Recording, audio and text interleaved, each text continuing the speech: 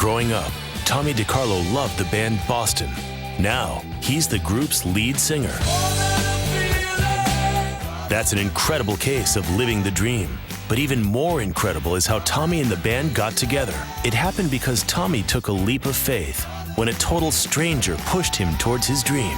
Tommy DeCarlo, this has just happened a few months ago. Did you ever think you'd be here, man? Oh, no, never. Never in a million years. I couldn't dream this big. I couldn't dream this big. What was your life like before this sea change, before you became the lead singer of Boston? Describe life.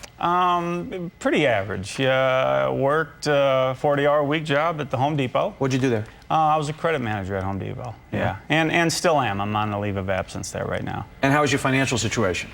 Right now, it's fine. You know, it's good. Didn't you even have to kind of hawk your keyboards to get your kids Christmas presents? So life sounds a little rough for you back then. Yeah, at that point, yeah, my wife and I just moved into our home in Charlotte, and it was about a month before Christmas. So things were a little tight, needless to say. And I went ahead and sold my keyboard, bought my kids some Christmas presents. And there's a very good chance, had I not ever sold that keyboard, I may have never ventured into singing karaoke again, because I was really into doing my own thing with my keyboard. So, yeah, it's... doing the right thing there, put you on the right track. Yeah, okay, yeah. Tonight we're talking about this voice that at some point in our life, hopefully all comes to us. Your voice came anonymously on MySpace. Yeah. What happened? Well, it was back last year after the unfortunate passing of Brad Delp. You know, the lead singer. Yes, the lead singer of Boston. A lot of the fans, including myself, felt terrible about that. You know, it was a pretty rough time for a lot of folks. And I decided to go ahead and write a tribute song in memory of Brad. And it was a very short piece, just a couple of minutes long. But I didn't really know how to go about sharing that with the other fans, which is what I really wanted to do. So I went ahead and my daughter Talia told me, "Hey, Dad, why don't you try MySpace?" So I'm like, all right, I'll try it. Never thinking in a million years it would really work. So you put it on MySpace, and you got an anonymous message that said what? Well, I got a message from another fan. That's the beauty of MySpace and the friends you could make through the MySpace page. A Boston fan had sent me an email saying, "I love your tribute song. Would you consider sending it to the band? I have an old email address." And I'm like, okay, sure, I'll try it, you know. Well, I want to stop you right there, because that's your magical voice. That's the dream. What made you hear this, somebody you don't know says to you, okay, Mr. Guy working at Home Depot, karaoke singing, Boston dude, I think you should send this to the founder of Boston, because you could be their lead singer. How did, a lot of people went, ha ha ha, wrote him something funny back. Yeah. What chord did that strike in you? Well, it's funny because back when I was a young teenager, I had a lot of folks, a lot of friends would tell me that I had a very similar voice to the lead singer of Boston. They didn't know his name was Brad Delp back then, and I says, yeah, you know, thanks, that was a great compliment. And over the years, I would sing a lot of the Boston music and still get those same compliments. So when that person sent me that email and told me, why don't you try sending your stuff over to the Boston camp, I was like, you know, maybe. Because it had been built up. Yeah. Well, let's listen to that cover that you played for Rock and Roll Band. This was you singing on your MySpace. Sure, sure.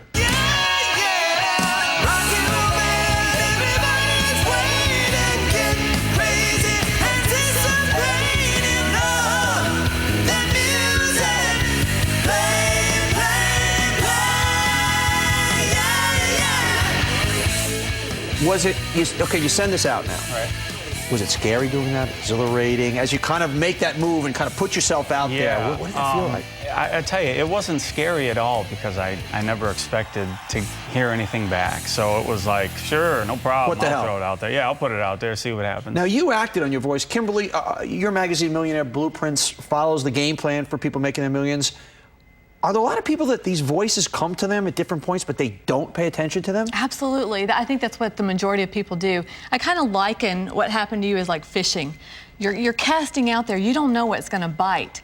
But just by being on MySpace, that was casting, and something did bite. And I think a lot of people don't cast. They're looking at the big picture. They want the big money. That they don't take the little bites. They don't recognize those are big bites. Is there any, this was not a neon sign, because as I said, a lot of people could dismiss this. How does somebody know when sometimes, whether it's inside of them or a relative or something in the marketplace, some voice is calling to them? Is there something, is there a nerve we should pay attention to when it's really... I think you probably know this. You know when someone tells you something and you have this feeling like it stays with you. It's kind of stuck, or you think about it. The guy that drove me here, he had something happen to him this weekend. He went to the mall. He and his wife saw this kiosk. He wants a restaurant, and he said that he couldn't let it go, this idea of this kiosk, and it stayed on his mind, and he slept on it, and he woke up this morning and he thought, I've got to call somebody. Those are the voices you got to listen to. It's the same thing physically. Sometimes if your body's telling you something, you should be afraid to be in a certain area, pay attention to it. Pay attention if something sticks with you. The more you listen to it, the louder it gets. Yeah. Okay, Tom Scholl's the founder of the band Boston. He joins us from where else, Boston. How you doing, man? Now, Great. How did this get to you? Well, actually, through my wife, Kim. I was walking through the kitchen, and she was listening to something on her computer that was up on the internet, and she said, what do you think of this? And I said, well, I've never heard that recording of Brad before. What show is that from? And she said, it's not Brad. And I said, oh, yes, that's Brad. And she said, no, this is not Brad. And I didn't realize till I put it up on some big speakers and listened to the background music that it was in fact not Boston, and it was some sort of a karaoke track. And then I realized this wasn't Brad, but it sounded just exactly like him, and I know every nuance of Brad's voice, worked with him for 35 years. So I was shocked. So do you yourself pick up the phone? Obviously, you heard the voice on your end, literally and figuratively. Wow, this is my new lead singer. How'd you get in touch with Tommy? Well, I wanted to be a little cautious about it, but yes, I did. The moment I heard that, start to think, all right, maybe there is another future for Boston. And we proceeded cautiously but quickly, and invited him to Boston to make an appearance with us on stage at a tribute show last summer for Brad.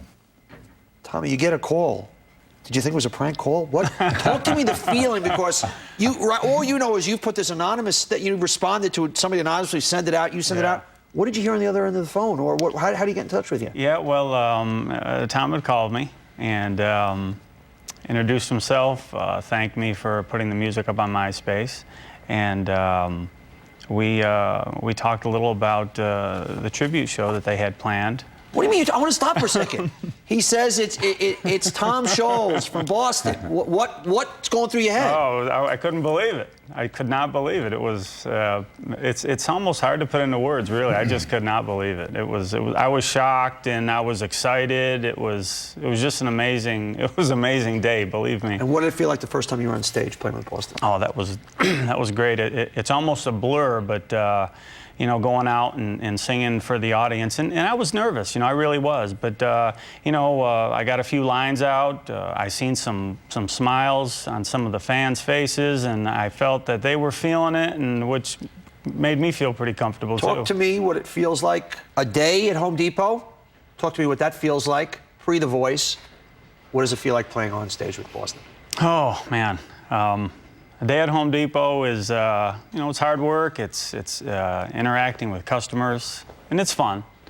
And I get on the intercom from time to time to make a page. But give me, what does it feel like playing with Boston? Oh, it's incredible. It's the most fun time I could ever have in my life. And instead of picking up a telephone to make a page, I get to pick up a microphone and sing a song. Kimberly, what do we learn? Obviously, not everybody has the talent Tommy has, but he heard his voice. What's our lesson there? The lesson is prepare yourself. Obviously you've been preparing yourself with singing, with karaoke. Prepare yourself for that dream. Okay, here's the Tommy DeCarlo play for your playbook. You may not be hearing your American dream calling because you're scared to dream big enough, but sometimes that biggest dream imaginable is the one for you. When we come back, we're taking the playbook directly to you. Good stuff, man.